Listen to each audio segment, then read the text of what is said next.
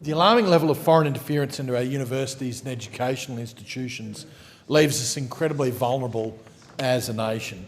In my view, enabling foreign states to exert influence over the education of our young people is a near treasonous act, as is allowing Australian research and technology to fall into the hands of a bad-acting foreign power, or worse, developing technology for that foreign power. In the last year, we have seen the revelation of the Chinese Communist Party's Thousand Talents plan, a state push to poach the finest scientific minds from around the world in order to supercharge Communist China's technological advancement, particularly in the military sector.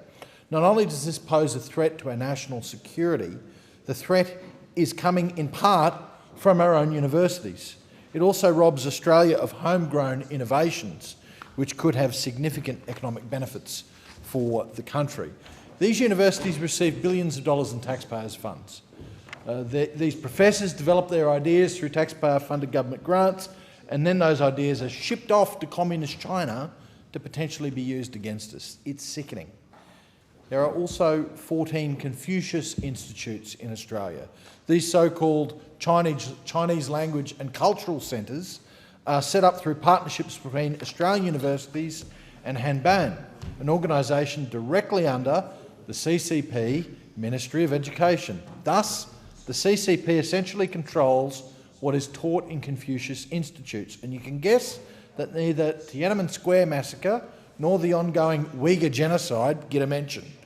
This is pro-CCP education or indoctrination on our shores. The purpose of these institutes is to promote a positive image of the CCP and its policies in our nation and throughout the world. The university model in Australia has become largely dependent on foreign students, and in particular Chinese students. In 2019, approximately 211,000 of the 756,000 international students in Australia were from China.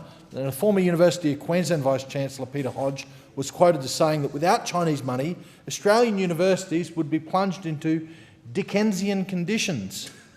In 2019, the UQ student Drew Pavlau was leading a demonstration against the CCP's treatment of Uyghurs in Xinjiang when he was surrounded physically and assaulted by pro-CCP activists. Brisbane's Chinese Consul General and UQ adjunct Professor Zhu Ji publicly accused Mr Pavlau of being an anti-Chinese separatist, an accusation which is actually a capital offence in China. And this caused a wave of death threats and online abuse directed at Drew and his family. He was subsequently suspended for minor infractions, apparently not related to his political activities.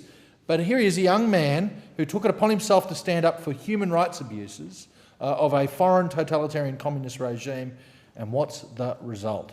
Does this university, a place where free thought and altruism, where it's supposed to be encouraged, does it support him? No, it condemns him. They don't condemn the death threats, they don't condemn the assaults, they don't condemn the Consul General's incitement, they don't condemn the genocide of Uyghurs even by the CCP. Instead, they condemn Drew Pavlau. Instead, they spent $300,000 on legal fees to fight cases brought against them by Drew Pavlau. Did they spend any money on finding or investigating who punched one of their students in the face during a peaceful protest on campus? Of course they didn't. And why? Because the university depends so much on Chinese money that it would sooner condemn a law-abiding student than risk being seen to take sides against their biggest source of income, which happens to be a genocidal totalitarian communist state. But it's not just the CCP.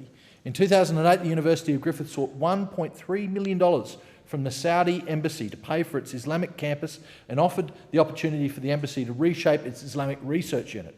This raised fears within the community, particularly amongst Muslims, that the university would allow itself to become a centre for the propagation of Wahhabism. What the uni did not know was that this funding was part of a larger project by the Saudis for the gradual and secret promotion of Islamism on a global scale. This includes throughout education institutes, academic centres and think tanks. We cannot allow this foreign state-sponsored infiltration of our universities to continue. I recently tabled a report in this place as the chair of the Joint Standing Committee on Trade and Investment Growth, the Pivot Report, which actually said to the government, force universities to disclose foreign funding that they receive and block that funding if it's not in the national interest. This has already begun, with the government starting the world's first universities foreign interference task force in 2019, but we can't take our eyes off the issue.